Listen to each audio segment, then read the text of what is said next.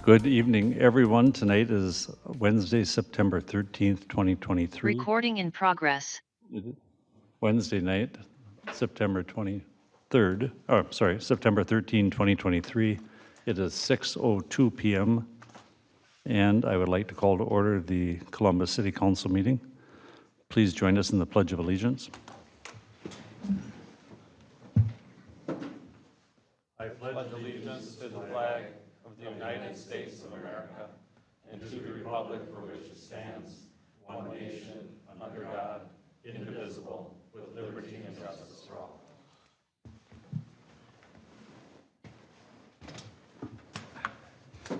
all. Would someone like to make a motion to approve the consent agenda tonight?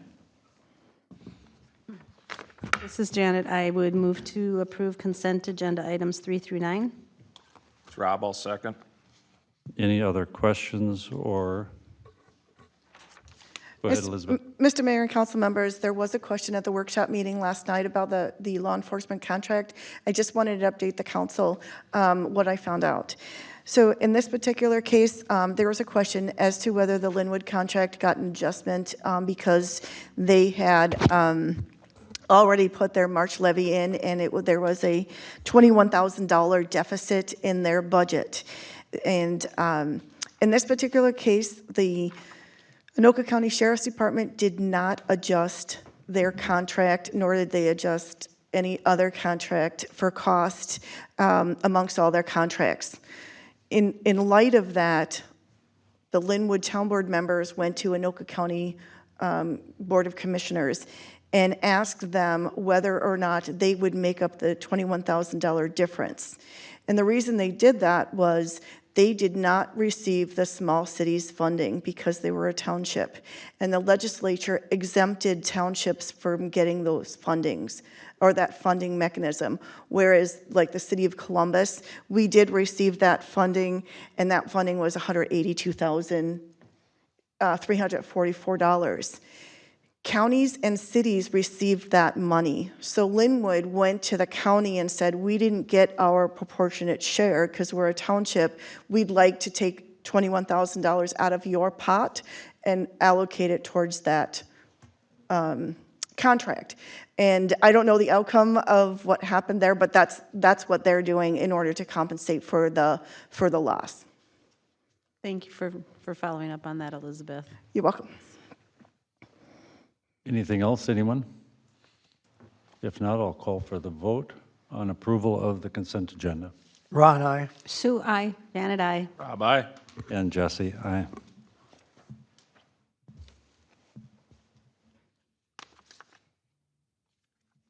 Is there anyone in the audience or online who would like to speak at the public open forum? Come up. Please.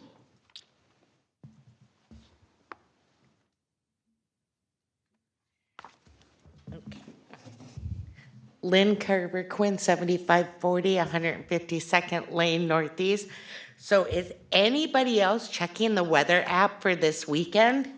I am. So I just wanted to come and remind everybody that Fall Fest is this weekend. I'm wearing the hottest apparel in Columbus today. Actually, I've been wearing it all week. So I want to do a shout out because when Karen, and she couldn't be here tonight, but Karen Fleming and myself are co-chairs.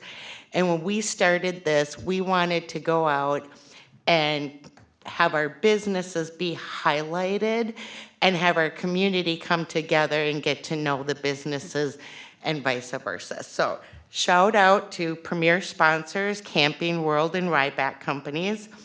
Our gold sponsors were Blaine Brothers Truck Line, Dave's Hydrovac, Olson Sewer and Septic, Spire Credit Union.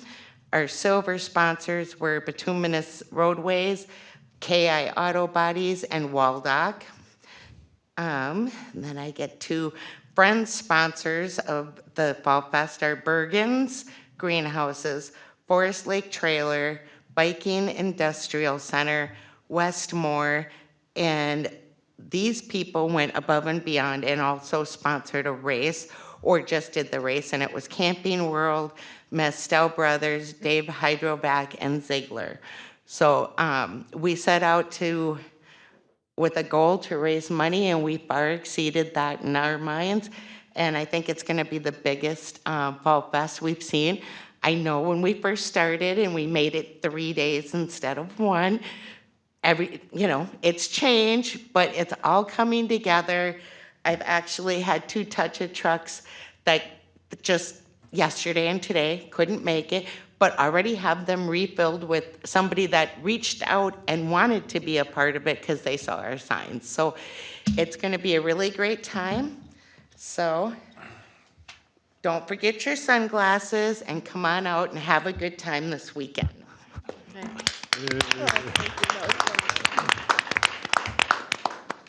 Thank you, Lynn. I don't think we'll forget the day, that's for sure. When you've got your hot apparel on as well, don't Yeah, you? yep. And so, thank you. Anyone else have anything to say? Since there is not, let's move on to the Planning Commission report. Sue, you're going to report for us? Yes. So the first one is Universal Services, CUP for PUD amendment. Justin, if you're here, if you'd like to step up to the microphone. So at the meeting, Justin Vick, who is with Hartung Enterprises, came to the Planning Commission for the amendment for alternate screening plans for the outside storage to complete vehicle parking. The purpose was to consider waiving dumpster enclosure requirements in exchange for complete storage and yard screening. So the site plan adds a parking area with 16 improved stalls. The landscape plan is revised with 6 new Black Hill spruce, 2 crabapple trees, and 2 maple trees. Additional fencing is proposed on the westerly side of the storage yard adjacent to the existing vehicle parking, but the majority of the discussion was around that screening on the easterly side of the property. And Robin, Kathy Osterberg were here, and I believe are you? Okay, thank you. And so the proposed change was to match the tan fencing around the rest of the property. However, when we talked about it, we were reminded of the potential either wooden screening back there or some other type of fence that had more opacity for sound and sight. And so what I think came out of the meeting was that the fence is going to be and it's on the number 5, findings of fact, that the fence will be a dark brown wood composite fence that's at least 10 feet in height. So I'll start with that one. Is that the understanding? Is that the understanding that you have and that you got in any revised notes? That I received the revised notes, and that is my understanding. Okay.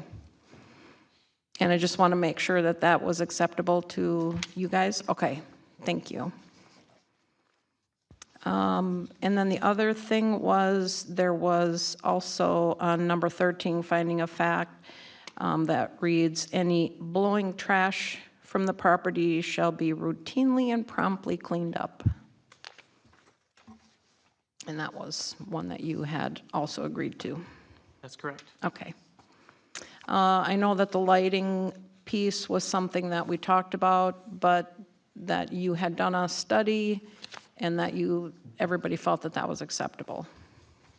I didn't do a study referencing the existing lighting plan and the fact that I do have photos of the lights. I'm no lighting expert, but they appear to be shrouded to me. So I guess that's part of the original CUP, and that would be part of compliance. I don't know Okay. if that's related to the amendment, or if we address them both together, or if we handle them separately. Okay. So that was in my notes, so does anybody have any questions? This is Janet. I just have one question. I wasn't at the Planning Commission meeting, so you guys may have talked about this, but in our packet, there was a letter to the Planning Commission, and I was just confused by the paragraph that said this move will be to support additional growth within our company, as well as expand our footprint and create new opportunities in the area. I'm assuming this might have been cut and pasted from your original application, but there was nothing, there was no date on the letter, and there was nothing that referenced, because the latter part of the letter did talk about, you know, the fencing and things, so I was just confused by that, and I don't know what that meant, so. Yeah, the narrative statement that was submitted was an amendment to the original one, just amending the items that we were amending. So you left the sort of first part of it that was originally Yes. written? Okay, Yep. thank you. Mr. Mayor and Council, just a clarification. Rather than findings of fact, the revised conditions as stated by Councilmember Wagaman are in fact revised conditions. Okay, thank you You bet. for that clarification.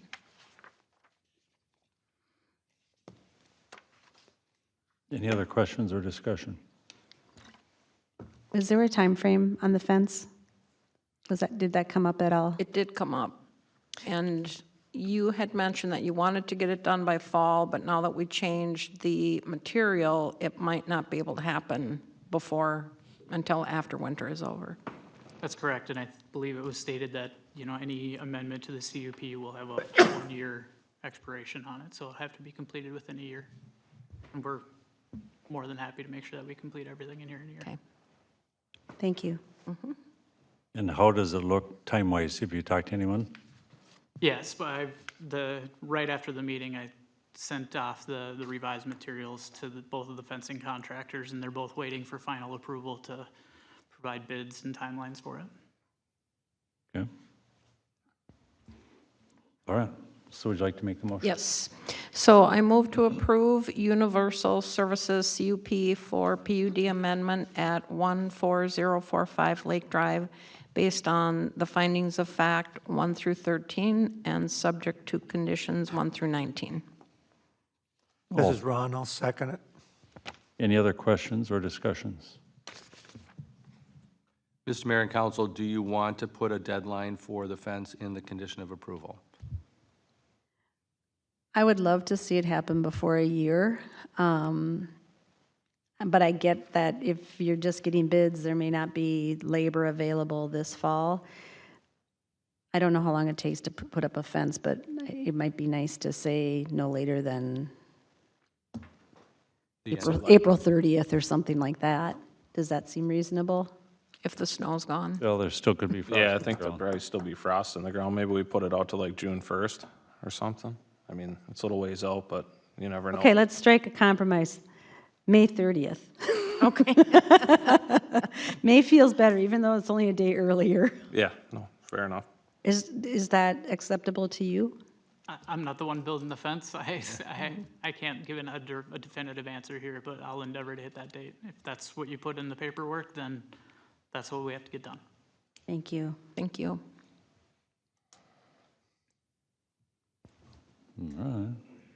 Do we need an amended motion for that? Yeah, that would be an added condition. So it would be condition number 20. So then I would move to include an added condition that would establish a May 1st, 2024 deadline for installation of the fence. You just said May 30th, though. And Did I say May 30th? yep. I said May 1st on my notes. You're right. Thank you. May 30th. I wasn't really trying to do a fast one on you. I know. May This is 30th, Sue. 2024 deadline for installation of the fence. Thank you. This is Sue, I'll second. So it's moved and seconded. One question, Elizabeth, you said that was number 20? Is it 19? Isn't, We're talking about recommendations, right? It looks like it's number 20. It could also be added to number 5, either way. I think we can just I incorporate. think I just said an additional. Right. We can figure out how to put it in the document. Okay. All right, we're calling for a vote then, Mayor? Yep. Call for Ron, vote. aye. Sue, aye. Janet, aye. Rob, aye. And Jesse, aye. All right, Thank you. start digging fence posts quick. Thank you. Have a great Yep, evening. thank you very Thank much. Thank you. Our next item is for the Truck-A-Line CUP updated landscape plan. And I don't see anybody from Blaine Brothers here, but that's okay. Because I have very short notes for that. But after much discussion on the various plans from December 2022, May 26, 2023, and July 18th, 2023, it was determined to go with the plan from July 18th, 2023. The Planning Commission recommended approving the plan. Any questions? Can you just summarize what the decision was based on? Because I did look through all of this. I looked through Dean's note. I saw the changes, but I wasn't sure what the issue was. I mean, I know what the issue was when we first came to the council, but what was the change between the May 26th and the July? Well, I believe that Based the on- May 26th was when there was a problem with the easement because there was a fire hydrant. And so there was all kinds of changes made to accommodate for that. I thought that was because the December one, and then we got the May 26th in response to those problems, right? So I thought the May 26th was the one that was going to stick. So why did we get another one after that? So in December, you were right, there was a landscaping plan, and then there were some issues, and a landscape plan was brought back. And that plan, I think the Planning Commission and Council felt that there wasn't enough landscaping, that they went too far with a lack of trees and such. Now they have brought you back a landscape plan that they feel is appropriate, and then they gave you before and after pictures of what it's going to look like when they first plant and upon maturity. And they feel that this number of trees is appropriate. It is less than the original plan, and I think it is somewhat less than the plan presented in May, but they do feel that this is a good compromise. Yeah, and I think one of the concerns of the Planning Commission was that there was more trees to hide whatever trucks that they have. But part of it was for safety purposes on, theft and things like that. And I think they felt that less trees was better because when, like, the patrols are going around, they can see through and identify anything that's not in place through the trees rather than not being able to see anything through the trees. So if you look at Dean's memo on page 2 of 3, you can see the difference between the December plan, taking the May plan out, and the difference between the December 19th and the July 18th plan. Yeah, I did see that, but then I got really confused because 2 paragraphs down, he's got a sentence that says, "It's fine that the 718 plan adds 4 trees on the south side of 150th." And then I looked and it's like, it's not adding, it's subtracting, I think, if I'm doing my math right. Yes. And then the plan, so it just was confusing to me because that paragraph didn't match with what he's showing up above. So I thought, is something missing or was there discussion and I'm not getting it? Nope, I think you're consistent. The tree count was definitely decreased from the December 22nd plan to the 2023 plan. Right. By 17 trees, right? 87 to 70? Correct. Yep. But he's saying there's only, well, it doesn't matter. I get it. I mean, I don't get it. I don't get his paragraph, but I think it's just an error. Yep. And the other thing that, whatever number one would pick, he made a point to assure us that he wants to have the most beautiful showplace on that side of the road or anywhere. And he's not skimping because he can't afford the extra trees. He just really has in his head that this will really highlight the building and the parking and whatever. Well, the pictures are beautiful. I agree. But I mean, our number one priority was to screen the trucks from, and I wasn't sure that we were going to accomplish that with the new plan, but I think we will after, if they start out with bigger than saplings, and in 5 years from now, I think they'll be fine. So, Could we ask Eleanor to just confirm that that paragraph is correct? Yes. Okay. go ahead, Ron. Any other? I was just going to say that, what was the name of that business farther down the road that we gave they were going to build onto their building, had the trailers there down by Feller Street? right off. RSC.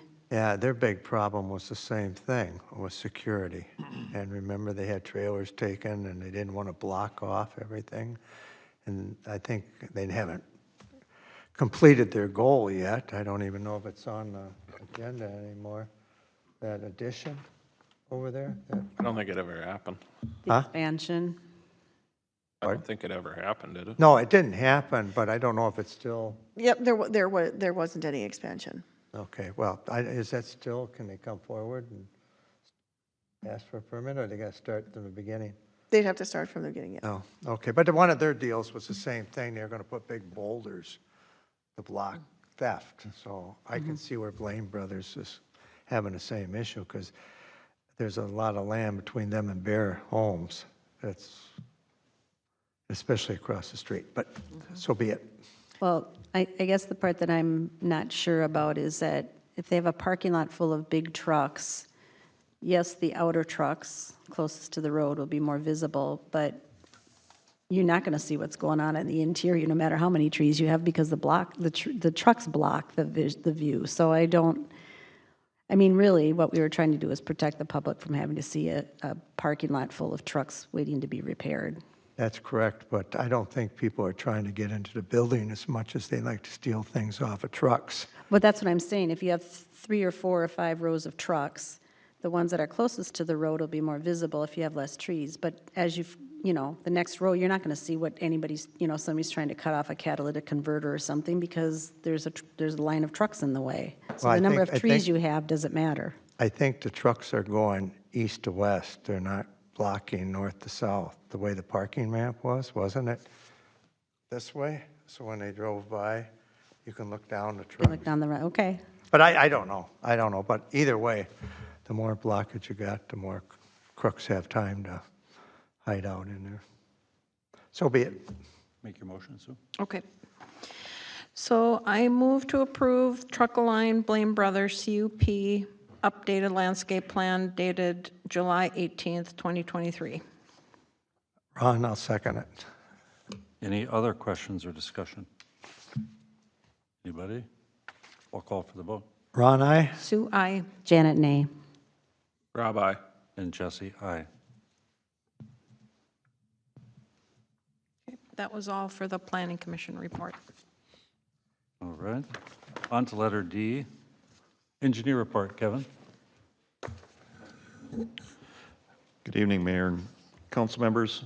A couple things for you tonight. The first one is on the agenda. We did receive bids for a repair of 147th Avenue. This is near at the intersection of West Freeway Drive, basically to repair curb, pavement, and to lower a sanitary sewer manhole that's seems to have been set too high originally, and to make those corrections, we're looking at, we did receive 5 bids on the project with a low bidder of Bituminous Roadways, Inc., with a bid of $36,395.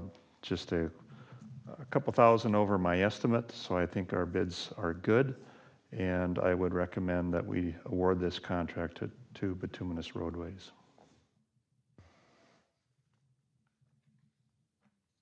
So I'll make a motion to accept the I bid. think, Quick question, if we do approve this, would it commence yet this year to avoid any problems with plowing? It would? Okay, cool. Thank you. That's all I got. So I'll make the motion to accept the bid results as listed in the engineer's memo dated September 6, 2023 for 147th Avenue pavement repairs. Is there a second? this is Sue, I'll second. Now, are there any questions or anything else? I'll call for the vote. Ron, aye. Sue, I. Janet, I. Rob, aye. And Jesse, aye. I had one more item I wanted to review with the council. This is related to our joint project that we're discussing with the city of Forest Lake on North Hornsby Drive.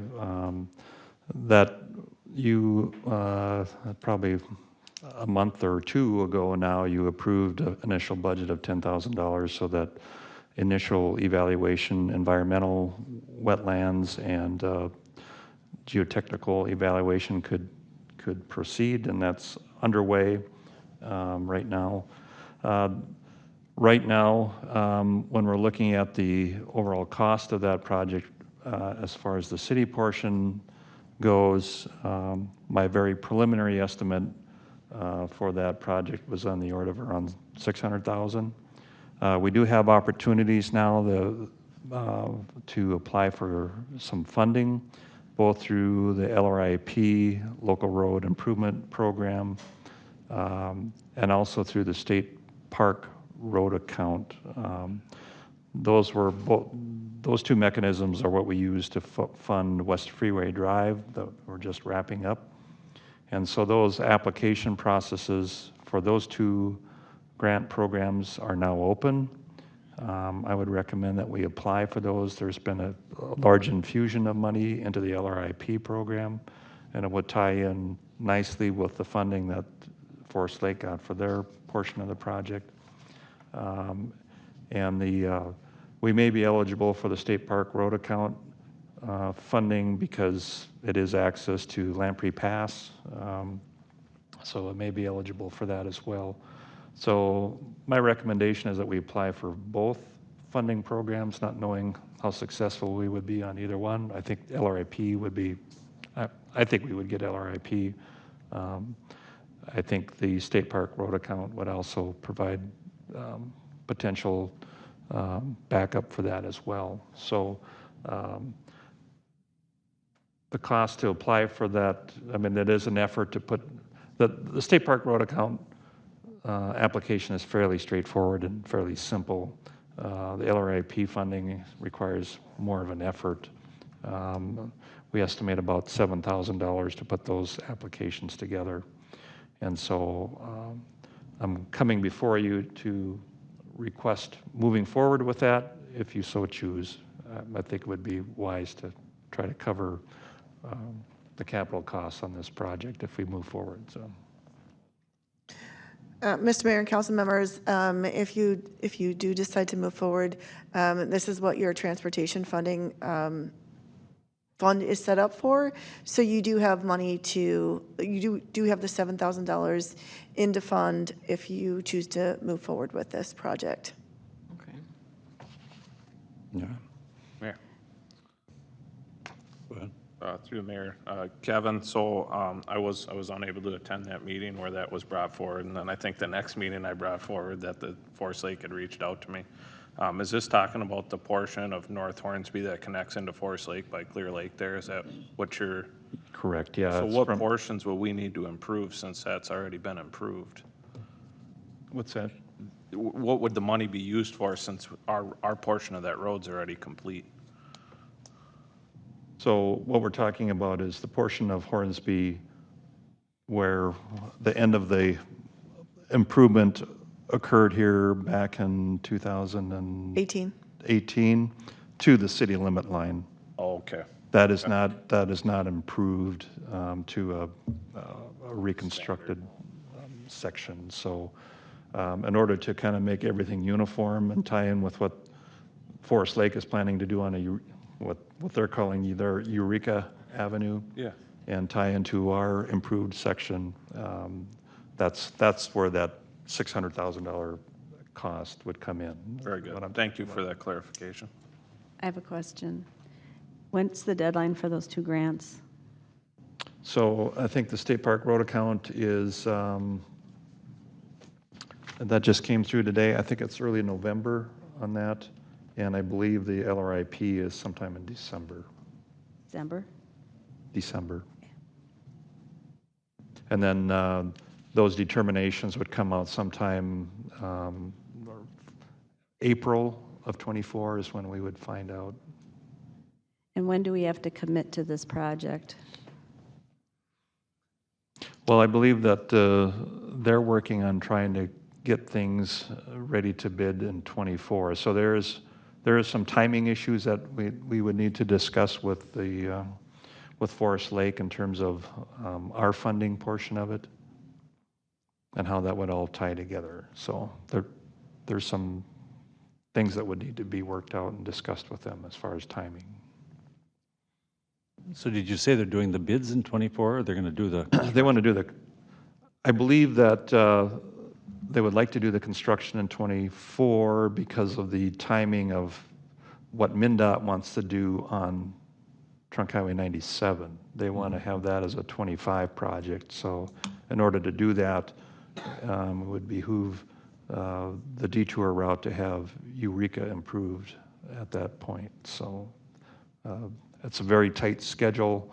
I haven't talked to Ryan Goodman lately, but I know they're working on trying to push that project through to get the plans done and things approved. It's a very tight schedule to try to do in '24. Thank Yeah, you. and there is not a way that you can close both roads. There's Correct. not a way that you can close Trunk Highway 97 and Hornsby Street North. I mean, there's just, you know what I mean, I don't know how cars would get, you know what I mean, get through the area. I think school buses and, I mean, all those things, it just does not work. Already the detours are not going to be pretty on Trunk Highway 97. So it is you know what I mean, it's one of those things where the timing is so critical on this one that it has to go in '24. I have a quick question. When we were talking about the funding that last time, do you know about what portion the grant money could cover for our portion? I mean, it wouldn't be the whole percentage of it. So LRIP typically does not cover engineering or any of that type of cost. So, but State Park Road account would. So it's a function of what type of funding we get, or if we get both, a little bit out of both pots, potentially we could cover our costs that we're putting into it right now. Okay. And then we would have an additional $99,000 from the legislature. That was the transportation money that we were awarded that we'll get in December. Okay. And to add another wrinkle, we have been talking to our legislative team about a bonding request since the Forest Lake piece came through the bonding bill last year, and that was an extraordinary bonding bill. This is the normal bonding year. Those requests are also being put together as we speak. So, you know, we can talk in another meeting about whether we focus strictly on fiscal disparities this time around, or whether you want to include a bonding request in your legislative package. So, you know, since there's no guarantee that we would get the other funding sources, it's probably good to have a backup plan. Yeah, I feel our chances are good, but again, you're weighed against many other projects that we'll be submitting, and there's been an infusion into the LRIP pot, and I think tying it with the Eureka project that's already been funded gives us a better chance. But again, never any guarantee. It's a competitive process. So. Well, it sounds like we have to roll the dice. So you need a motion to direct our city engineer to pursue both grants? Is that what we're looking for? That's the request that I would put forward, yes. So I would make that motion. I'll second the motion. Any other questions or discussion? I'll call for the vote. Ron, aye. Sue, aye. Janet, aye. Rob, aye. And Jesse, aye. Do we have to go back to the second motion? Yeah, do we got to go to that second motion on bituminous? So I'll make the motion to award the contract to Bituminous Roadways Incorporated in the amount of $36,395 for the 147th Avenue pavement repair project. Is there a second? Rob, I'll second. Any other questions or discussions on that? I'll call for the vote. Ron, aye. Sue, aye. Janet, aye. Rob, aye. And Jesse, aye. That's all I have. Thank you, Kevin. Thank you. Attorney's report. Bill? Mr. Mayor and Council, just one item tonight, that is a further amendment of the council rules of procedure. We've added the term bylaws, so it will function as bylaws and rules of procedure. And towards the end of your packet, there's an addition of council rules of decorum. So we did not do, kind of the full bylaws because the council direction was to keep it simple. So we added these rules of decorum, which kind of was the sense of the discussion.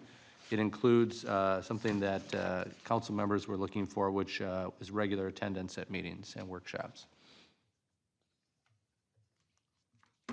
And they're aspirational because, as we mentioned at the last meeting, council members are elected by the voters, and so these are aspirational goals for conducting meetings. They're not legal requirements. Thank you. Any questions, anyone? I read through them, and I thought that looked good. I don't have any questions. 24. I have a couple questions. I was wondering, so I'm on page 24 right now, I'm looking at voting. And since we've gone to a hybrid, we always do roll call votes. So I didn't know if we should just amend it, because we don't really do the voice, the ayes and then, so I didn't know if we would just wanted to make that our standard practice. A roll call vote? Because I think we'll probably always have this hybrid format, right? And right now, aren't we obligated to do roll call if we do it that way? You have to do roll call. You have to do roll call if you're on Zoom. So that was one suggestion. And then under the meeting schedule, I wondered if we could add the word shortly before, after the advertised time. All public hearings will begin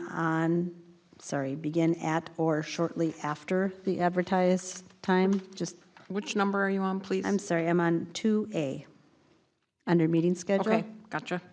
Just so that it's clear that, we're not going to have it 3 hours later. And then on the next page, I wondered if we wanted to add to our agenda a compliance inspector report, now that we have one. He will be doing that quarterly. Okay. Do we want to add it to this document on a quarterly basis? Because we have the major categories on the agenda. I don't think you need to, but if you would like, that's easy enough to add. I think because this lays out the agenda on a, twice monthly basis, so other reports can be added as needed under staff. Okay, I think it's really important that we make sure that it gets on the agenda, so I was thinking it might be nice to, even if we put quarterly after it, that we just add it on there. It's at the council's direction, so if there's consensus, we can add that. Yeah, I'd be good with adding that. See no issue. Can you repeat that, please? Sorry? Can you repeat what it was? I was reading through the sentence thing So quick. on page 24 and 25, there is the order of business, and so it lists basically what the headings on our agenda is, and I was suggesting that we add compliance inspector report, just like we have Public sure. Works on a quarterly basis, or whatever time frame you think is appropriate, Elizabeth. Thank you, I agree. Noted, thank you. And then the other question I had, because I think I've seen this, but it hasn't been consistent, so now I'm under 6 minutes on page 25. City council members who are present, sometimes it's present and absent, and sometimes it's just present. I've seen it done both ways. I didn't know if we had a preference. I mean, sometimes I've seen minutes which says who's absent also, but I don't know if we have a preference one or the other. I'm just bringing it up because when I've had to go back into old minutes, that's been helpful information to know who was there and who wasn't there, but. Yeah, that's how we have it today, right? Yeah, and that's been practiced, so. It's implied, but but we can certainly add it. Okay. Present and absent. And then I didn't, and I'm not, excuse me, now I am on page 26. I didn't understand number 11, because I it seems like we don't approve hourly rates, mileage rates, meal reimbursements, unless that's something we do on the annual organizational meetings. I don't recall ever doing any of that. Approve hourly rate. It's basically imply, well, where we do that is at the organizational meeting for professional services. Mileage rates, we've always gone by the Government rate, right? the government rate. We've never deviated from that. Meal reimbursement amounts is in the employee handbook. And I don't, per diem amounts, I'm not really sure. Again, sometimes if it's employees, it's in the handbook, but if it's for council members, I'm assuming that, I'm not sure how that would be set because they're not employees. Right. The reason this is here is because this is kind of the expectation that those types of things will be approved by the council. It may be in the form of a policy manual, for instance. I think the one that I would probably strike is mileage rate, since we track the IRS. But, you know, it's setting an expectation for the public that these types of things are approved by the elected officials, even if it happens to take the form of a policy manual. I think the reason I was confused is because it's under the heading of the minutes will contain at minimum, and I just don't ever remember seeing this in minutes because I don't think it comes up in that way. Right, and, I mean, we can either strike it, or we can clarify that it's approved either in the minutes or as part of official policy documentation. That makes sense. I'm okay with either. I mean, just Okay. either clarify or I'd be fine with getting rid of it too. I can strike it. I mean, it gets done as needed. Okay, and- yep. Then- All right, and then, so you can tell I read this carefully. Yeah, I'm glad. Number 14 was already stated in number 5, so I think it's just a duplicate entry. Okay.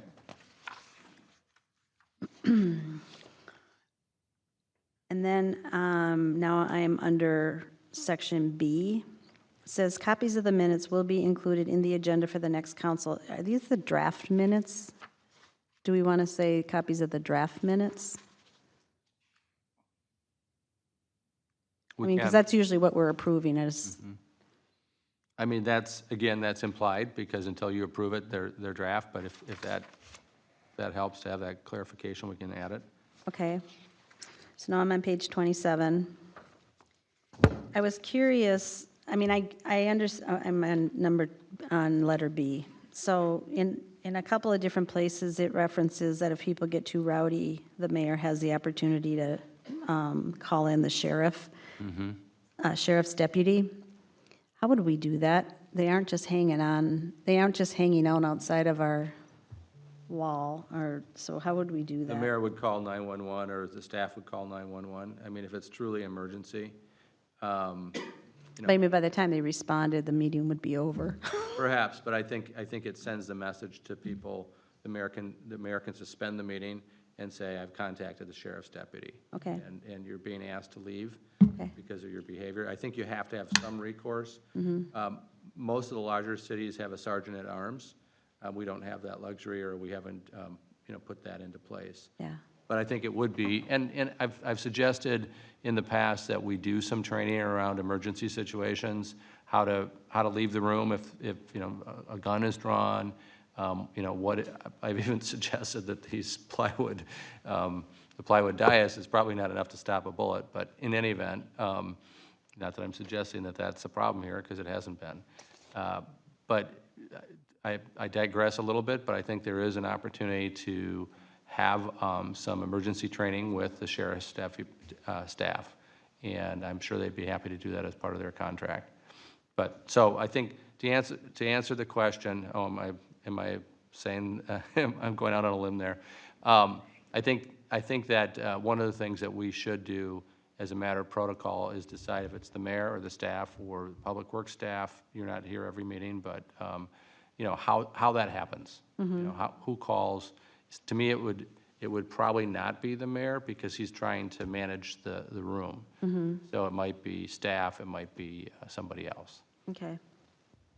All right, and then now I'm on C. Okay? So I'm still really struggling with the sentence, open forum comments will not be taken on land use, zoning, or licensing matters unless provided during public hearing required by state law or city ordinance. I think the intent of this is to provide any applicants an opportunity for responding to comments, is that right? Is that the reason to have Yes, those kinds of? they are quasi judicial matters, and so they take a different form than just open matters or public matters. And I believe at one of the earlier meetings, there was council consensus on adding this clarification. Well, I'm wondering if we could add one word that would, so what I'm trying to do is to not limit the topics that people can bring up, but I'm sensitive to what that concern is. So if we said, open forum comments will not be taken on specific or pending land use zoning, would that address your concern but still allow them to make general comments? Sure, on pending works, because what we're trying to do is make sure that people understand that a pending application's going through a quasi-judicial process. Okay. And there's a public hearing, and that's their opportunity to speak. But I think pending works. Okay, thank you, that makes me feel better. Now I'm on the next page. No changes on the next page, yay. Yay. I didn't understand, okay, now I'm on number 9, the last sentence. I don't understand it. I don't know what multiple readings means. Multiple readings are done in some cities by their procedure, and we don't do that, so we wanted to make it clear that we don't have a first reading and we don't have a second reading of ordinances. We did away with that A long time ago, yeah. But what does that mean? I mean, you just read it twice? Yeah, some cities like to say, here's the ordinance, we're going to have a first reading this council meeting, there'll be a second reading at the next council meeting. It's just belabors the process of getting ordinance amendments done. Okay, yeah, I would agree with that. All right, and then the last thing is on page 30. Number 5, it says, no council member will speak without being recognized by the chair, nor will any council member interrupt the speech. I mean, we don't usually interrupt one another, but we don't usually ask to be recognized to speak. I'm okay if that's what we want to do, but I'm kind of like against having rules that we don't follow, so I'm throwing this out there to the rest of you, how you feel about that. I mean, I've seen lots of meetings where that actually is the process, and it's fine. I don't care one way or the other. I just think if it's going to be a rule, we should follow it. We don't want to really follow that rule. There we go. Mr. Chair? Very good. No, I'm with you, but I do think that's kind of standard process. I think that's why we're always kind of like trying to get the mayor's attention type of deal, but Yeah, I'm we okay. don't. I'm okay Some with it don't either way. follow it, sometimes I don't, sometimes I do. It's a good practice. You're pretty informal, and it seems to work. So you could leave it in, or you could you could strike it and still continue to do what you're doing. I mean, what you do works fine, and it's always worked fine. I'm okay with either. I just want it to be consistent with how we conduct our meetings. This is Sue, may I speak? I think you have to say, Captain, may I? So I think we are informal and it works for us, but I don't know in the future if we had a different, we had different council members that maybe weren't as respectful as we are, may need to have that rule. So that's the only reason that I would say to leave it in. I'm fine leaving it in. If we forget to do it, big deal. Same. Otherwise, wave your hands and I'll These, recognize you. as noted, these are aspirational, so Yep. it's kind of decorum, but you guys, it gives you the opportunity to, where you think things are getting difficult, to say, the chair has the ability to say, let me recognize you. Okay, and I recognize that these are aspirational, but would it hurt to put a percentage of meetings and workshops that we would expect people? I mean, in the planning commission, it's 80%. That's what we have in our I think bylaws. it's a really bad idea when you have elected officials, just because, as has been discussed, you can create an expectation. I think that's why I went with regular attendance. you can't remove council members. And No, I so- I recognize that. Yeah. So I personally, as your legal counsel, think it's a bad idea because are you going to have people, going, oh, you're at 79%. And I think regular attendance is the expectation. And to me, regular is probably higher than 80%. It's if you have a legitimate personal reason for not attending. So, I mean, it's obviously up to you 5 council members, but Yeah. I just, very few things I feel strongly about. The pending land use matters I do, and this because of the fact that you're not appointed, you're elected. Yeah. And it's really up to the voters to decide if your attendance is a problem. And I do understand that. I was going at it more from being clear on expectations. Sure. And I don't, I have problems with wishy-washy words because regular might mean one thing and others, it means something else. So I wasn't suggesting that this is something that, you hold hard and firm, but I think it's helpful to for definitions. We run into that with our ordinances all the time. What does temporary mean? What does this mean? What does that mean? So just a suggestion. I mean, I like the idea of it. I understand what Bill is saying too. It's up to the rest of you to decide. I mean, Yeah, so 2 questions here. First one would be, it says, it's on numbers, page 30, number 6, under the blue. All council members will regularly attend meetings and workshops. Workshops not being a mandatory thing to attend, just the regular meetings. Does that need to be struck out of there? No, workshops are, they're official meetings of the council, so I don't think you get a pass on workshops. I mean, honestly, my feeling is this council has utilized that form of meeting, and so, it's up to you as 5 council members to decide if you want a lesser standard for workshops, but they are public meetings, they are regularly scheduled meetings. We could take workshops out, but it would be implied because it's a meeting of the council. Sure. I guess I've never been a fan of them because they're not regularly attended by the public, right? So that's Sure, I understand the comment. not against anyone else. I guess I'd rather see it happen and have the regular meeting be twice as long or 3 times as long, so that the public that's here gets to hear us hash it all out before, rather than hashing it out before the meeting and then we just roll through our motions that are already pre-done. That's just my take on it personally, but we do get a lot done at the workshops, but yeah. So that's why I brought it up. And then in relation to the absences, do we want to have something like a standard process of you need to email the city administrator and the mayor, or a message? I know in the past I have missed some, and I don't know if this is why this is being brought up. But should we have something in there that we need to notify to be excused? Because there has been times where there was an important meeting I missed while I was in Washington, D.C., and I sent an email that I wanted put into the minutes that stated what and why I missed the meeting, so. Yeah, that was what was intended with will inform. I mean, the most typical form of communication today for council members is email. Okay. But we can certainly add email if the council wants to clarify.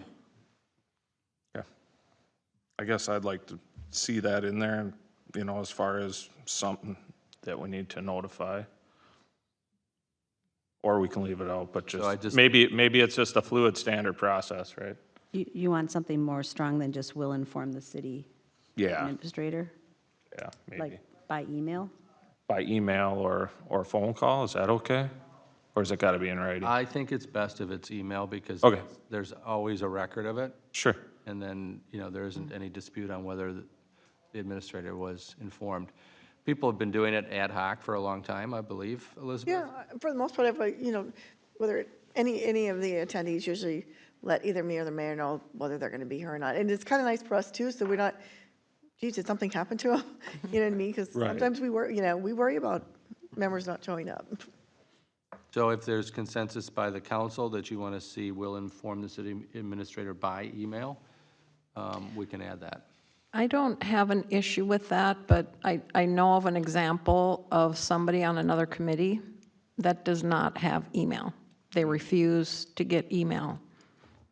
I mean, it does happen, not very often, but it could, and we all do, but in 5 years, when somebody else is on, or 10 or 20, I think you're, yeah, I'm I sorry. just think that you're, like you said, it's implied that we could do it however we need to get the message across, whether it's email or phone. I'm fine leaving it out then altogether. Okay. So I'll retract that. Okay. And I've marked down everything, and I was looking for consensus, so far, I think the edits that have been offered, with the exception of the 80%, I've seen consensus, so I just would like to get direction on that regularly versus 80%. Oh, I prefer regularly.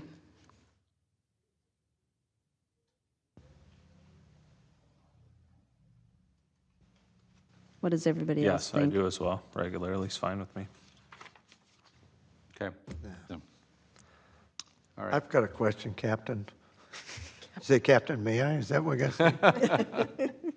So, Bill, so the joint meetings between the planning and that, is that a regular meeting then? It is in the sense that well, I guess I would ask Elizabeth, are they scheduled out for the year, or are they scheduled ad hoc? Joint meetings are ad hoc. It's when we don't have applications and we're doing ordinance work.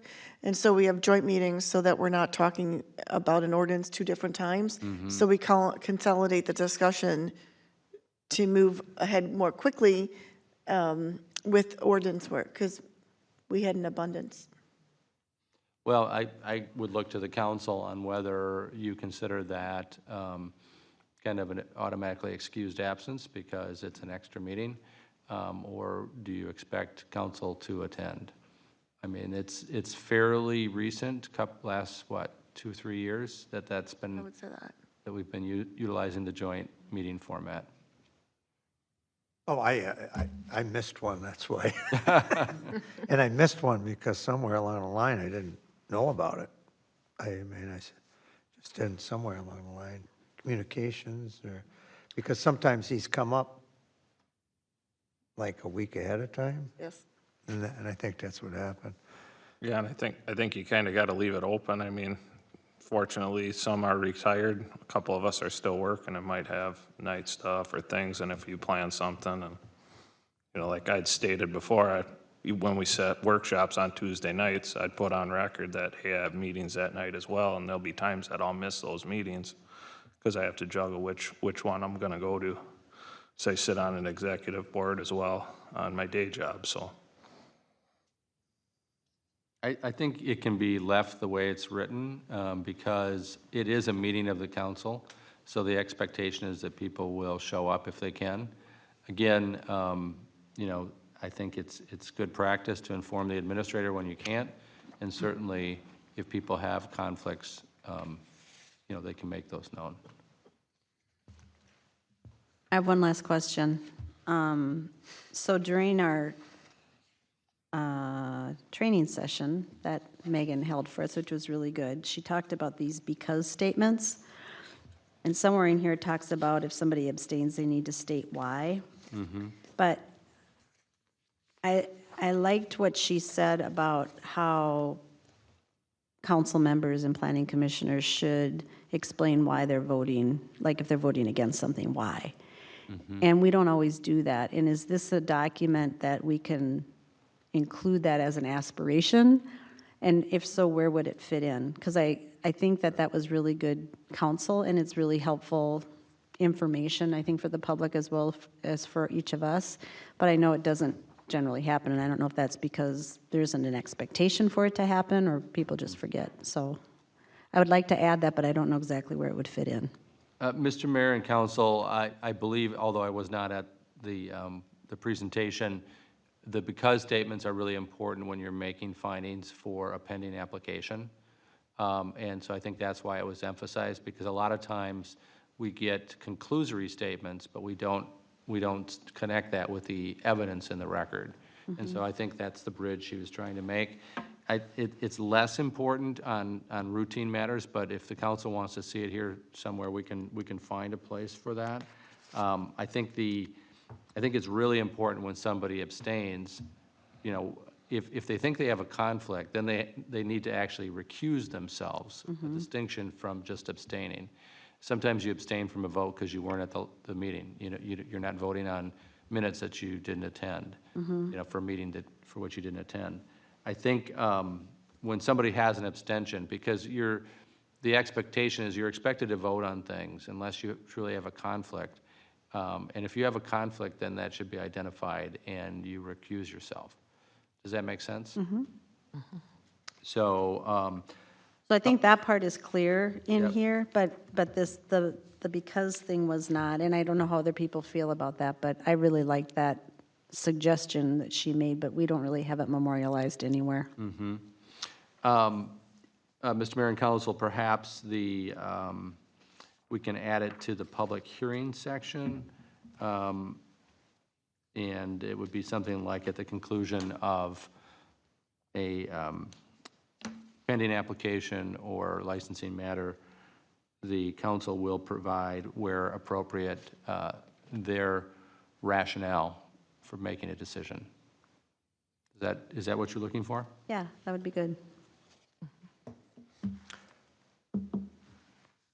Is that just on a negative vote?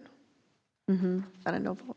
No, It can be on either, because we're always looking for the council's rationale. Yeah, I mean, it seems like normally the affirmative has been thoroughly discussed, so, you know, I mean, that's usually the motion, and you kind of have a lot of discussion about that. It's not always true with the negative, so but I don't object to seeing in either way in it. I would say something like is encouraged, again, because it's aspirational, is encouraged to provide the rationale for their decision. And I've added an E at the top of page 29 with that statement. Okay, and then I'm almost done. On page 31, I was wondering if we wanted to say the agenda packet is available for public inspection and on the website. I think that's helpful. And then I didn't know if we wanted to add Sean to the list of the staff. I don't know if you're trying to limit it to director level positions but his is such a publicly visible, I thought it might be helpful to have him listed. Which page are you on? On page 31 It's actually 32, 32 on the right and side. 32. Okay. You know, we can just add it, just say quarterly. And he does expect to have his first report at the October 11th meeting. Well, what I'm looking at, Elizabeth, is on page 31, it looks like you just have a list of the council members, the administrator, city attorney, city engineer, public works director, and my suggestion is that we would add the compliance inspector position to that list, just because it's so publicly important that they know who to call and who that person is. Do you see what I'm talking about? You want to do on the left side, and then on 32, it's on the right side, so. Yes, So I think, right, correct. I think you can't have one without the other. That's right. Do we need to have Connor on there too? I'm okay with that. Or at least allude to that position? Well, and he is already listed on 32, so that might make 32, yes. sense too. Okay.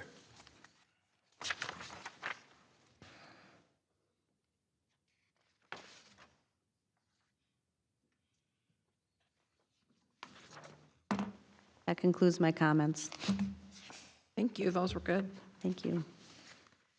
Mr. Mayor and Council, I've noted all of those. Do you want to approve it with the changes, or do you want to see it one more time? See it one more time? I don't care either way. Yeah, that's fine. We'll circulate it so you can make sure we got it right, but if it doesn't have to come back, then it won't be on a future agenda. It'll just be updated. And I'll do it in redlining so you don't have to search for all the changes. Okay. So we then are we're going to approve it with changes, or we're going to wait and bring it up at another meeting?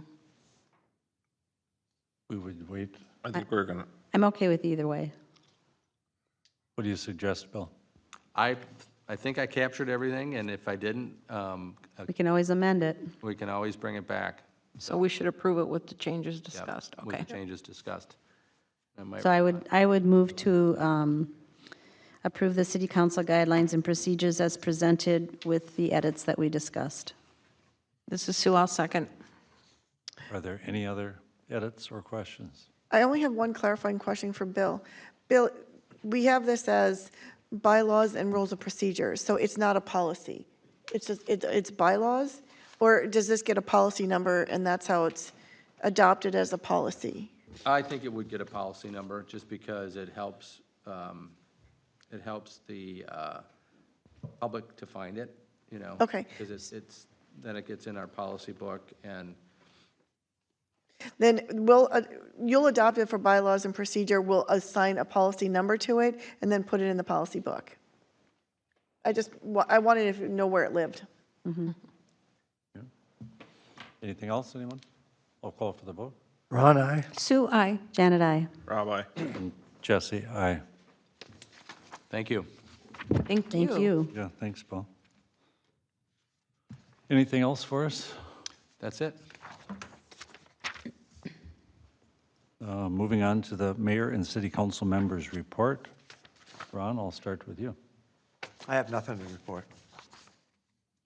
Sue? Okay, I have the Personnel Committee report. And the Personnel Committee, Elizabeth, myself, and Janet, met on September 1st to interview a candidate for the Planning Commission, who is Robin Wood, and he is with us tonight with his wife, Marcia. Hello. So he submitted his application on August 15th. He became interested after talking to this guy, Ron, and which is for the position that was vacated by Frank Ramish.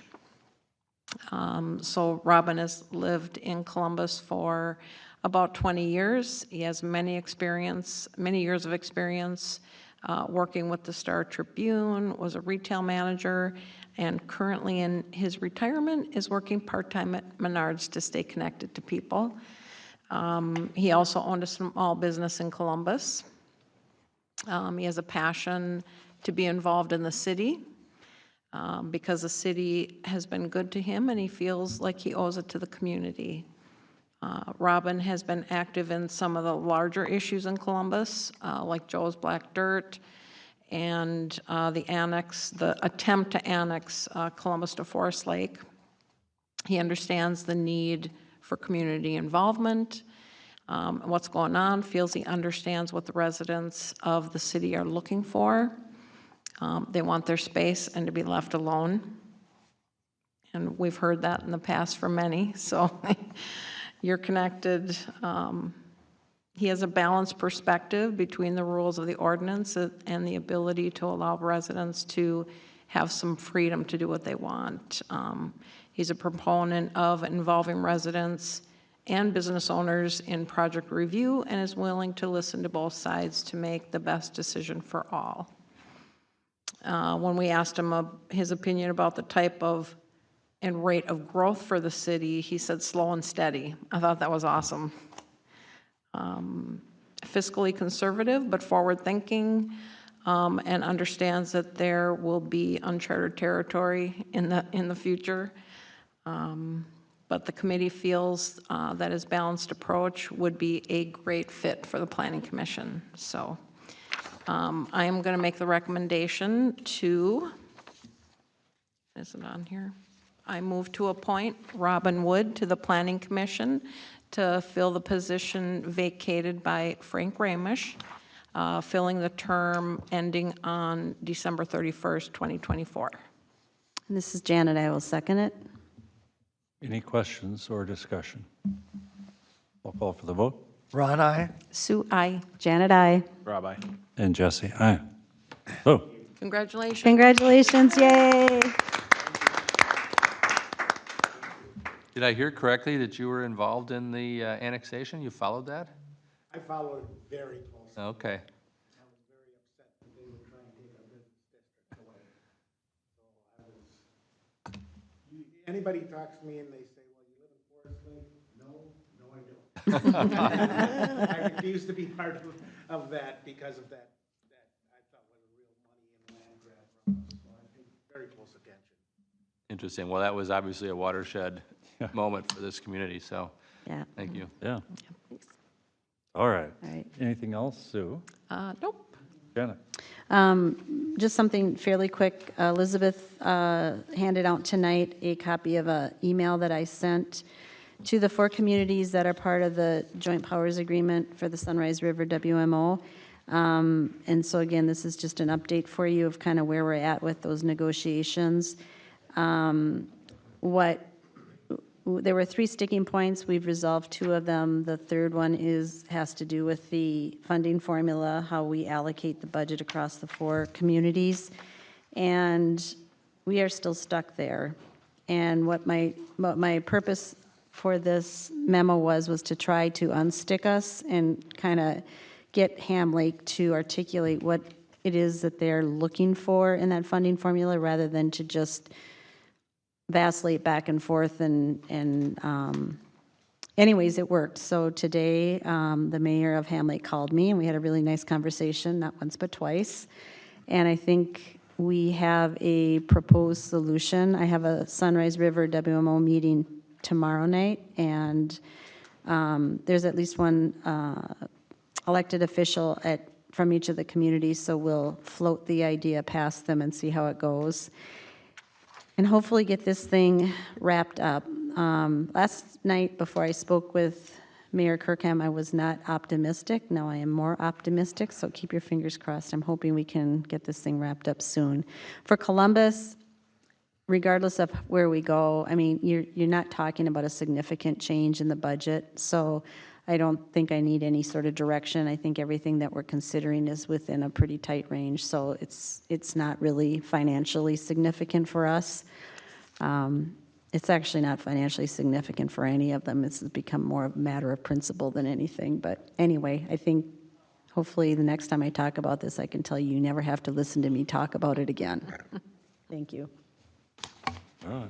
Rob? Yeah, thank you, Mayor.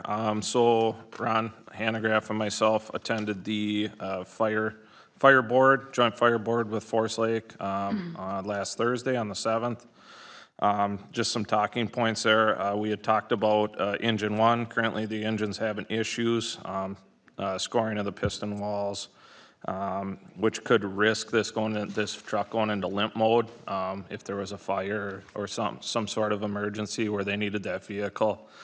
Originally, that thing was scheduled 6 months from now, Elizabeth, to be sold for $10,000 is what we were anticipating getting for that truck. Al Newman had put it out, the fire chief, for bids, and we're offered $50,000 for it.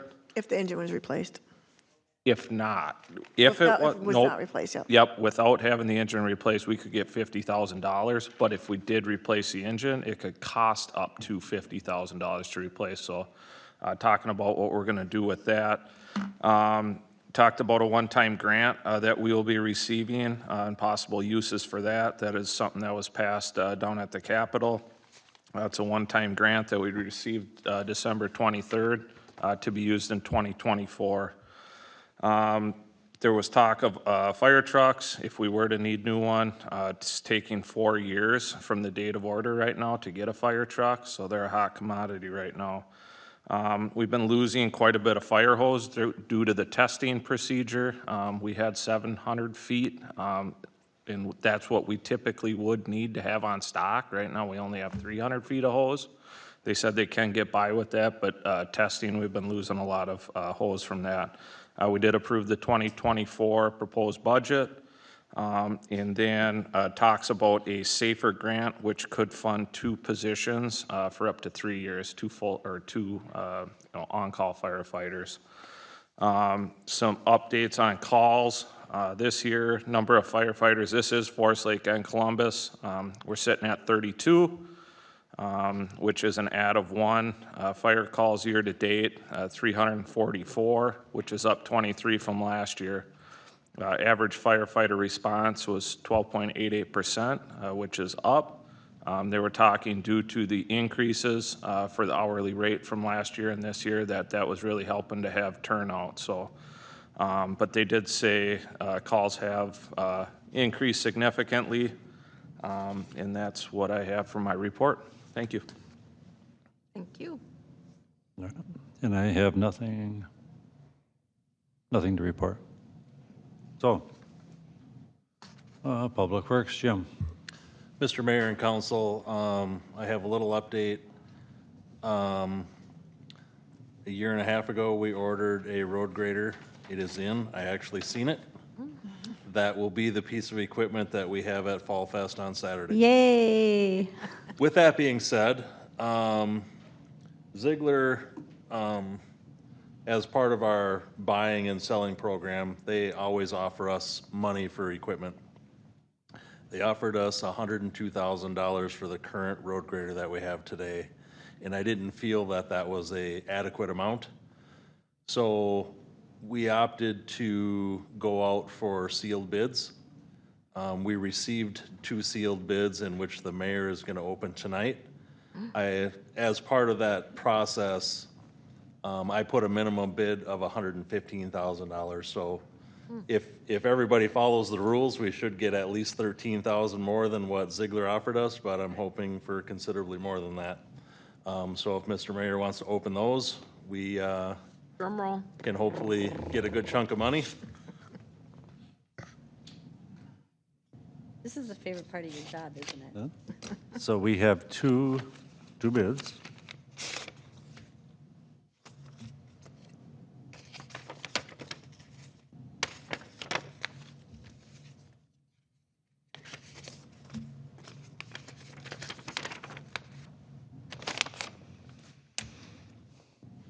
The first bid is from Foresight Contracting, dated September 12th, 2023. Forest Lake Contracting would like to place a bid of $136,600 for the purchase of your 211 Cat 140 motor grader. Thank you. The second one is from Ryback Incorporation. This was dated September 12th. Ryback Companies Incorporated bid of $142,650 for the Cat 140 motor grader. So Ryback is the high bid. All right. So that was a good call, I guess. Good call. Yeah. So I will make contact with both of them tomorrow and tell them that, tell them what their bids are and who won, and then we'll move forward with that. We need a motion? Right, so I'll need a motion to accept those bids.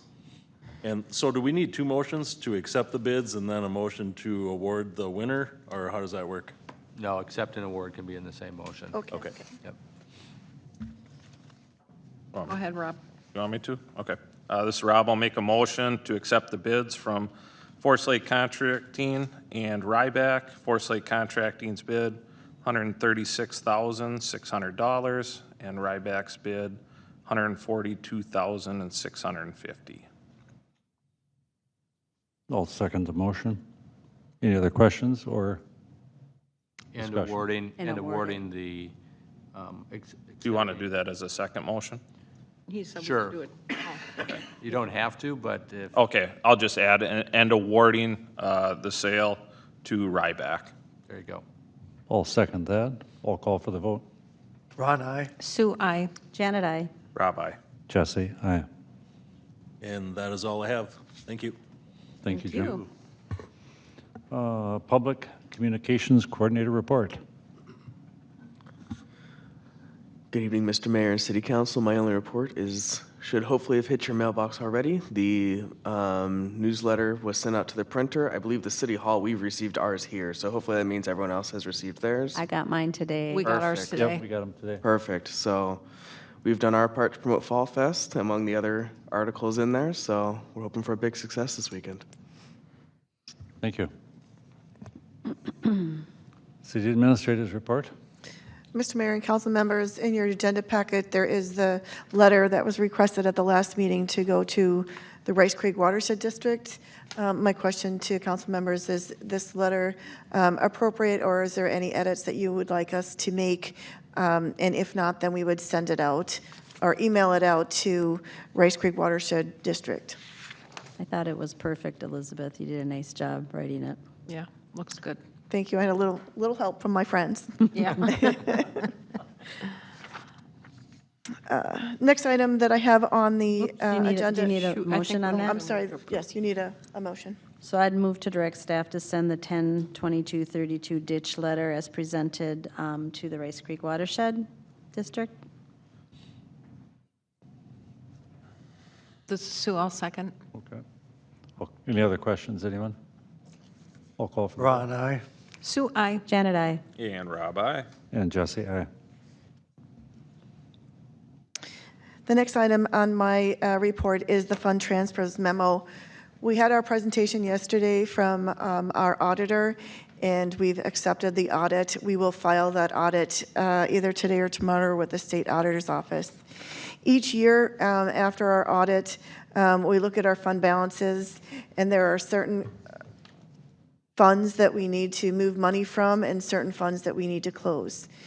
Just to give you a little overview, construction funds, generally you close within 1 year, but you're required to close them after 3.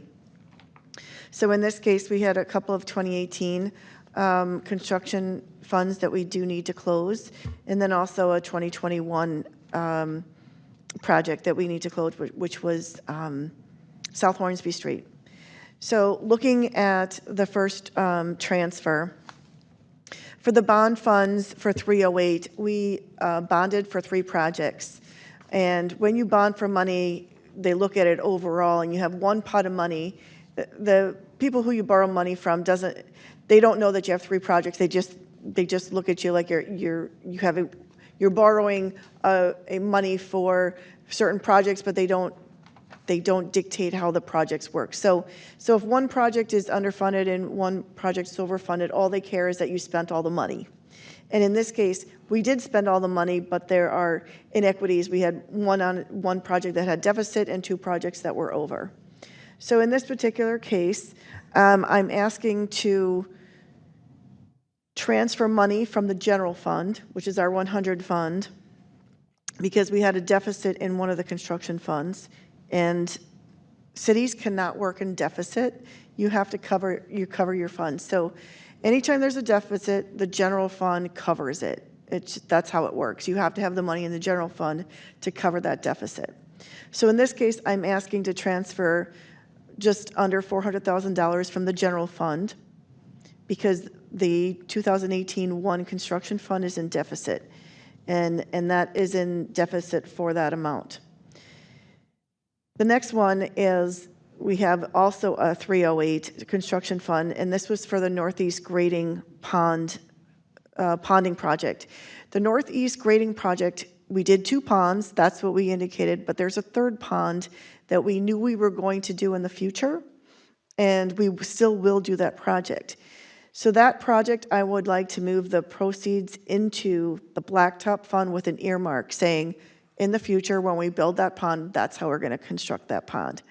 That currently is on the 7 acres between Hornsby Street and the freeway. That was always intended for a pond. We don't have any development yet, so we haven't built a pond yet. So that will then close the construction fund 420. The 3rd fund that needs to be closed, and I think I made a mistake here, is actually 421. And that is the Northeast Utilities Fund, and we need to transfer the cash of $184,273 from that fund, and I want to transfer it to the general fund. So if you notice my first one, I'm taking money from the general fund, paying the fund that has a shortfall. Our other utility fund that we did has excess funds, so I'm paying back the general fund of at least $184,000. I don't have any more money, but at least we can pay the general back fund some of it. The funds were 419, 420, and 421, so somewhere I have missed 421, so I will correct the fund number. The last one, 423, that's 2021 construction fund. It has proceeds of $191,510 from construction. The Blacktop Fund funded part of that project. It was in the range of $500,000, I believe, that we used cash. This will put money back in cash in that fund. So we used partial bonded money and part money from Blacktop Fund, so we're just returning that money. In that particular case, in that 2021, we spent all the money. It's just, I think we took out $600,000 from the Blacktop Fund. And again, in order to balance it all out, and now we have a little bit of money left over, and now we'll put it back in the Blacktop Fund. But as far as on the books, we've spent all the money that we bonded for. Looking at the EDA funds, the HRA EDA levy, every year we pass a resolution and we say, we're going to use it on certain projects. We always transfer the money out for the different projects. It never sits in that fund. That's not the purpose of that fund. And in this case, as we did earlier tonight, Kevin asked for $7,000 out of our transportation fund to fund studies.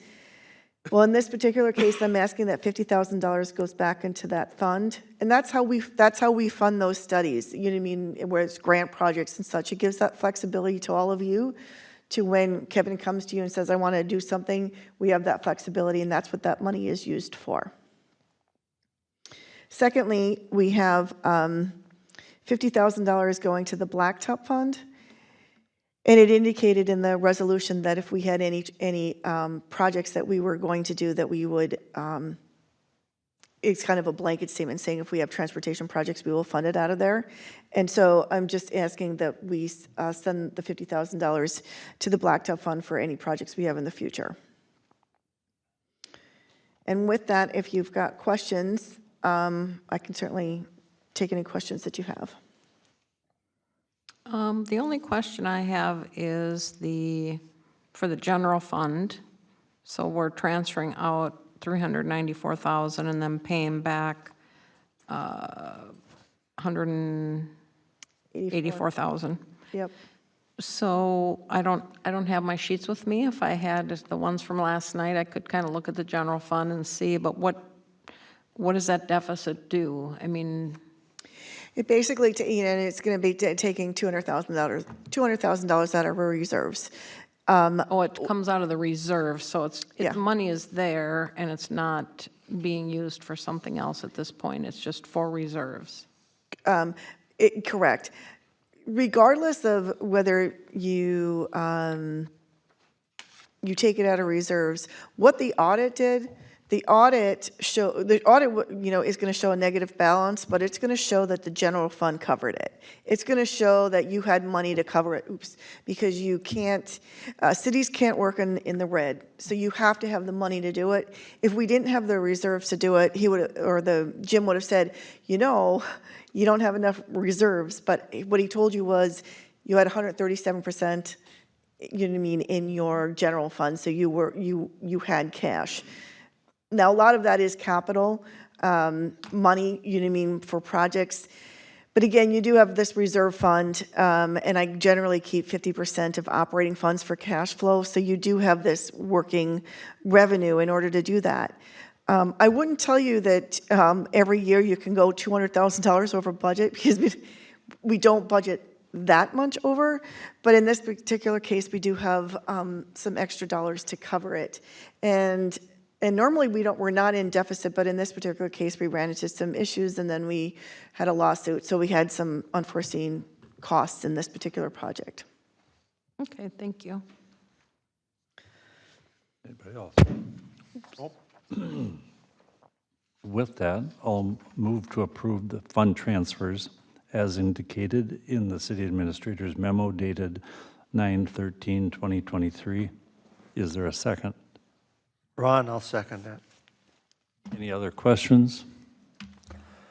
I'll call for the vote. Ron, aye. Sue, aye. Janet, aye. Rob, aye. And Jesse, aye. The last item I have on my agenda is an official motion to call a budget meeting for September 21st at 5 p.m. So I'll make the motion. Go ahead. Any other questions? Look at your calendars. That's a Thursday, right? We talked about it last night, I think. Yeah. Yeah, next Thursday. Yikes. All right, I'll call for the vote. We didn't have a So you got to second. make the motion. Oh, I thought I did. I'll move to call for the 2024 budget meeting on September 21st at 2023 at 5 PM. Janet, I second. Call for the vote. Ron, aye. Sue, aye. Janet, I. Rabbi? And Jesse, aye. Mr. Mayor, I have one other item, but it's just an answer to a question. Last night, we had a question as to, and I just want to give you information so you can think about it from now until next Thursday. Cheryl put together the breakdown. So we receive from the cell phone tower $1,762 a month. That's how much the income is for 2023. 42% of that goes to Fund 100, which is the general fund. 17% goes to the emergency services fund. 23% goes to 150, which is the park operations fund. And then the other 18% goes to the capital fund. Now, you could say, you could divert the funds that are, if you feel it was more important to put money towards capital, you could divert the money from 150, which is the 23%, into capital, but then your levy would go up. You know what I mean, for the park fund. But as of today, those are the 4 funds that the funds go to. Mr. Mayor? Yep, go ahead. To Elizabeth. So that 150 fund, that's a maintenance fund then for the park? Is that the 150 fund? The 150 Just is don't have the it. operations fund. So Operations. it's, for mowing the park and doing all of those sorts of things, wood chips and paying electricity and all that kind of stuff. Does that also include like that possible paving project or the court resurfacing? Or That's not the so much? capital fund. Okay. That would be the 403 fund. Okay. Thank you. And that's the 18%, right? That was the 18%. 18%. I got a Well, I question. think it's a good, oh, go ahead. The capital fund strictly for the parks. 403 is just the park capital fund. Okay. So the 18%. So really, the park's getting 23 plus 18%. Correct, just in different funds. Okay. So if we took anything out of the general fund, if we knocked their percentage down? You can rearrange, you can still have, you can rearrange the percentages. This was what was established years ago, but you can rearrange the percentages, you can rearrange the funds. It's really the council's call for budget purposes. So is this something we can discuss on Thursday or next? You could, I just wanted to, Get it. I wanted you to kind of think about it before, between now and Thursday, so at least you had the information. Thank you. You're welcome. But how long ago did we do this? This seems like a pretty thoughtful division of everything. This is the original breakdown, so I think the cell tower has been up there like, 10, 15 years? Yeah. Because I think we're in our 5-year renewal. So I think it's been quite a number of years. Question on that cell tower through the mayor.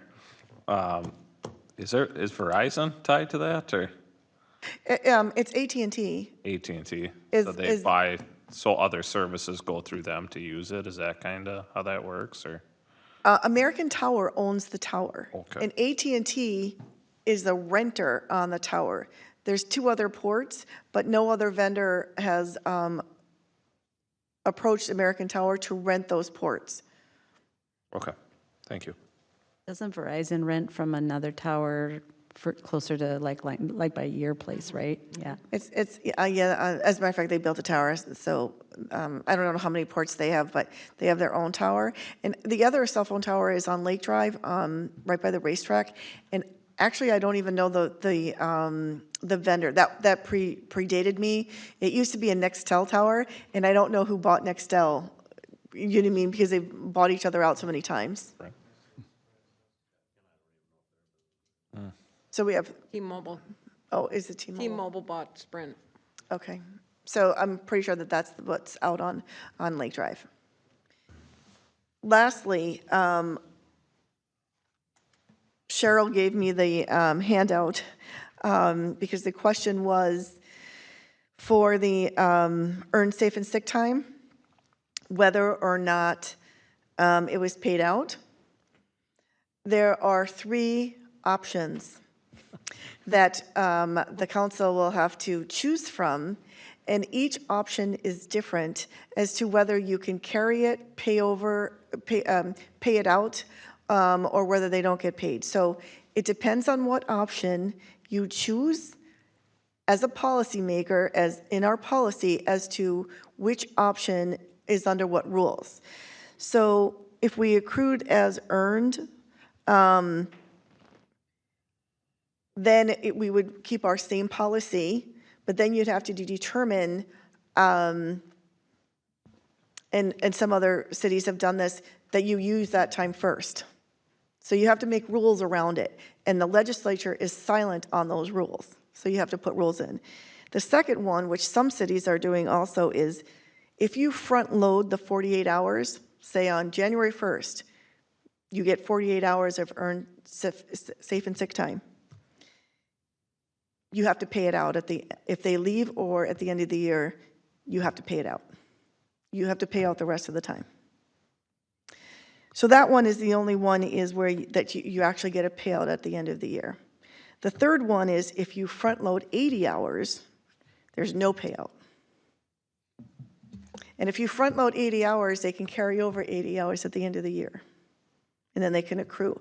But so it just depends whether you pick 1, 2, or 3, the methods, as to how you're going to set your system up and how you're going to report. And oh, by the way, there's a $10,000 fine if you don't report correctly.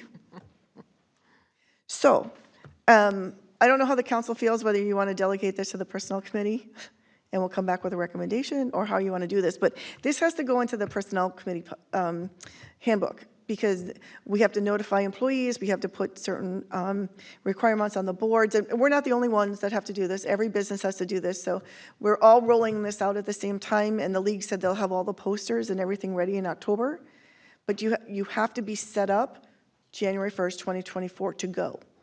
So you can't choose next year, you have to choose this year, get all of your payroll records, because you have to start accounting for it day one.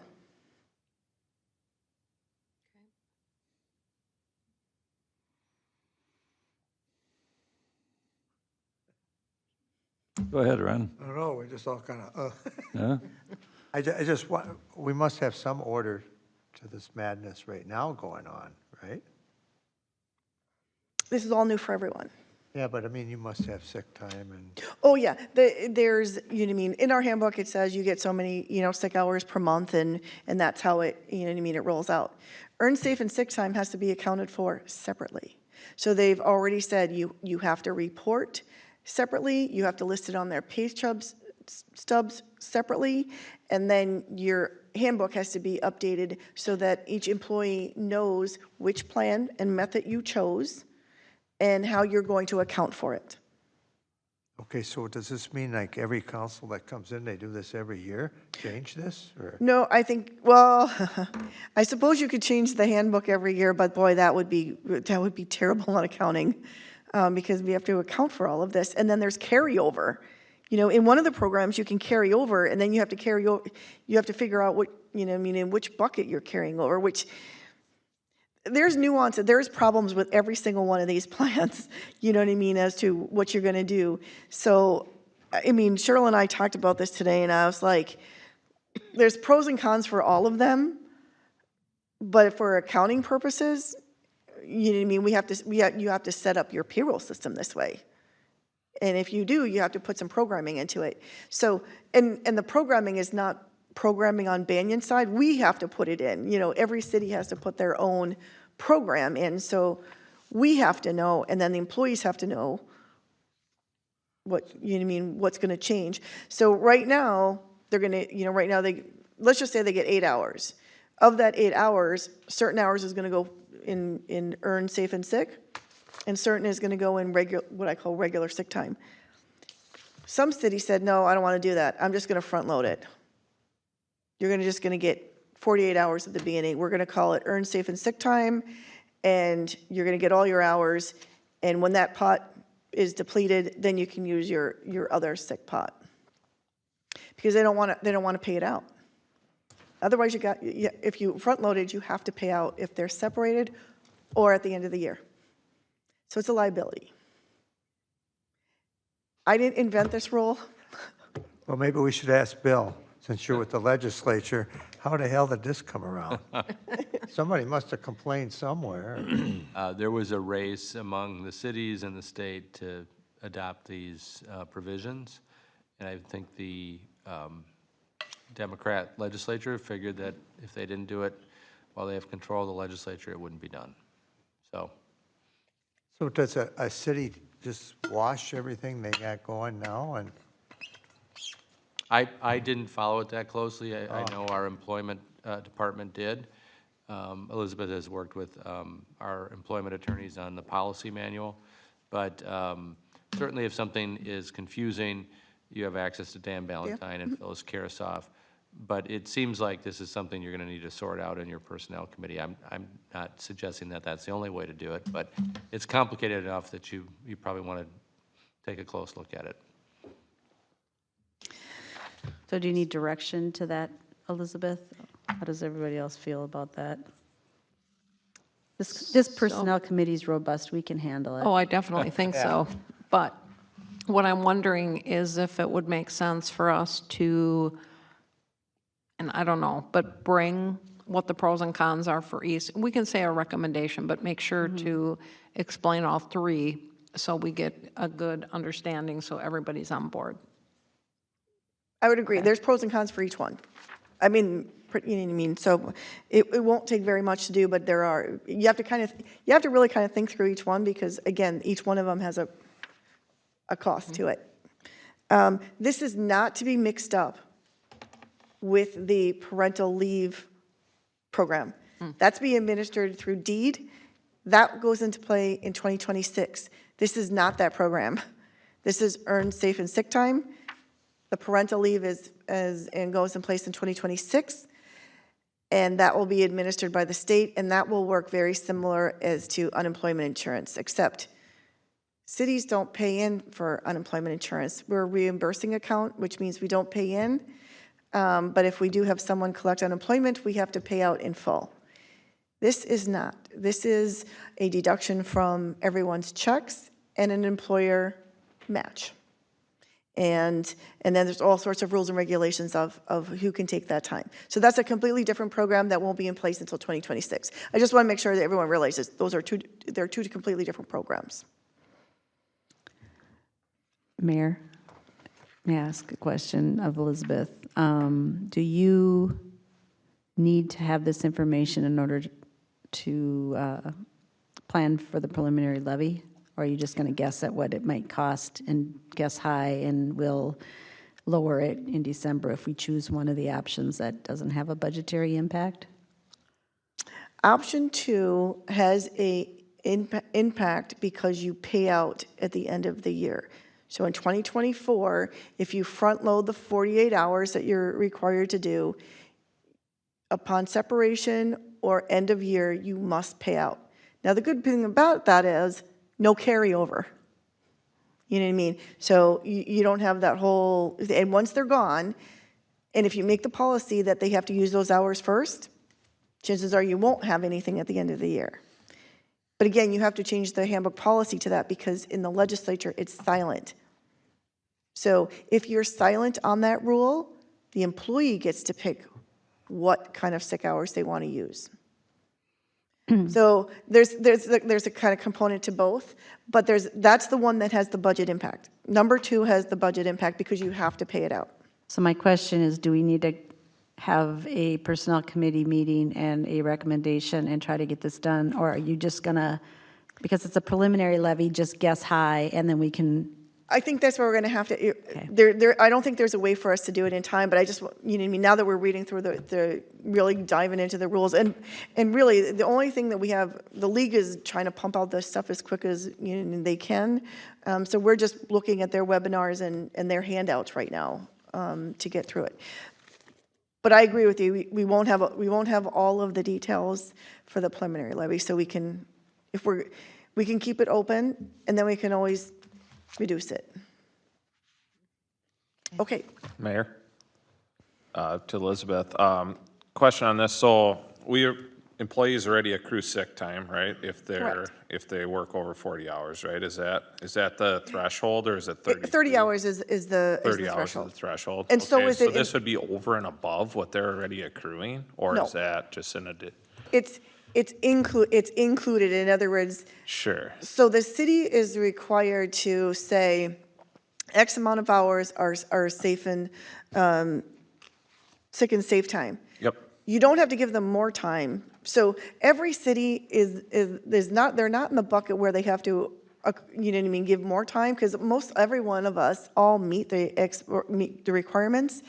But now we have to account for it differently, and depending on what plan, you may have to pay it out. So it has changed the rules for us, and what it says is you have to show it on their paycheck stub. You have to show it, so you have to tell the employee how many earned safe and sick time hours they have. So you have to exclude those hours, those 48 hours have to be excluded in each paycheck, and they have to, you know what I mean, show how many they have left. okay. So it's really the accounting portion of it that's, and if you don't have your employee handbook lining up with it, then the employee gets to pick, and so then every time they take sick time, you have to ask them which bucket you're taking out of this. Sure. Or they have to, you know what I mean, check it. So, like I said, there's nuances to each one. I think we have to kind of work through it because we have to set up the accounting program appropriately. All right. That's all that's. Any other good news? Those were the kind of the budget questions I kind of wanted you to kind of think through for Thursday. Thank you. Anybody else have anything else you'd like to say before we drop the hammer? Okay. I'll make the motion that our meeting is adjourned. Is there a second? Second, Rob? I'll call the vote. Ron, aye? Sue, aye. Janet, I. Rob, aye. And Jesse, aye. Our meeting is adjourned.